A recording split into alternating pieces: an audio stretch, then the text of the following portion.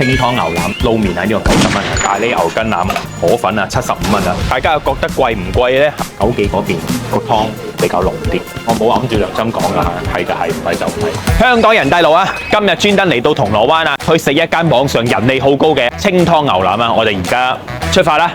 我唔知道呢度好唔好食，呢度咧我覺得咧除咗牛腩多咧，仲有乜嘢多？大家就係米芝蓮多。你睇睇幅牆。講真啦，香港呢一類米芝蓮嘅餐廳啊，都唔少嘅。佢哋好多數咧都唔係咩大酒樓，反而佢哋係內地講緊啲烏蠅館啊，大多數都係本地嘅街坊小店啊。靚女，今日你哋一日會賣幾多牛腩啊？100-200斤。先唔好你講乜嘢好唔好食先，先講一樣嘢。我覺得呢度招呼咧就一定好過我之前去嗰間㗎啦，係嘛？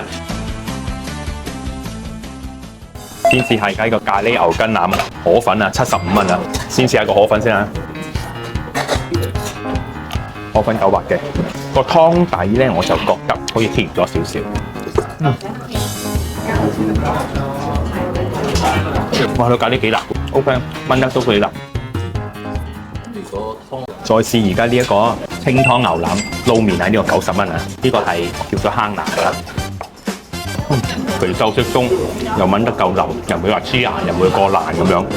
呢度都有1、2、3、4、5、6、7嚿，個份量都算 OK 啊！我試下個湯先啦。我諗兩個都一樣，個湯係甜咗啲，我覺得個甜咗啲，同埋唔夠牛味。呢一個咧，我又覺得好似九記嗰邊個湯比較濃啲。我冇揞住良心講㗎，係就係，唔係就唔係，都係我個人覺得嘅咋。今日總共消費212蚊啊！大家又覺得貴唔貴呢？下集更精彩。